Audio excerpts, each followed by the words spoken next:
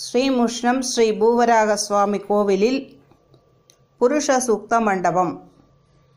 விருத்தாச்சலத்திலிருந்து 20 kilometre தூரத்தில் ஸ்ரீமுஷ்ணம் ஸ்ரீ பூவராக சுவாமி கோயில் அமைந்திருக்கிறது. இந்த கோயிலில் புருஷ சூக்த மண்டபம். இந்த மண்டபம் விஜயநகர பேரரசுக்கு உட்பட்ட தஞ்சை ஆண்ட அச்சுதப்ப நாயக்கரினால் கட்டப்பட்டது.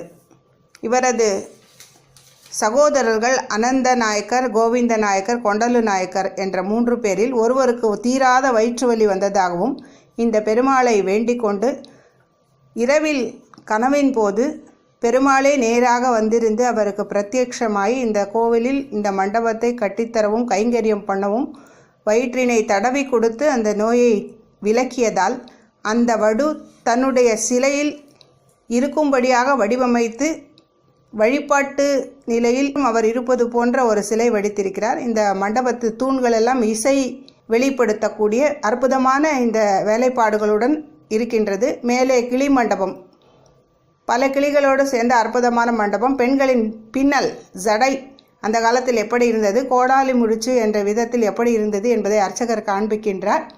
வித்தியாசமான இந்த சிற்ப வேலைப்பாடுகள், அரியதான இந்த விஷயங்கள், பெருமையான இந்த பெருமாளுடைய அனுகிரகம் ஒவ்வொருவரும் இந்த கோவிலை சென்றடைந்து சேவித்து வராக கவசத்தை படித்து வலி நீங்க பெற்று வாழ்வில் வளம் பல பெற வேண்டும்.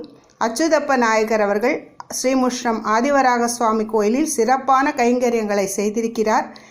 இவரது பிரதிநிதியான அனந்தன், கோவிந்தன், கொண்டலு போன்ற உடன்பிறப்பாளர்களும் சேர்ந்து 16 கால் மண்டபமான புருஷ சூக்த மண்டபத்தை வடிவமைத்ததாக தென்னார்காடு கெசட்டியர் கூறுகிறது.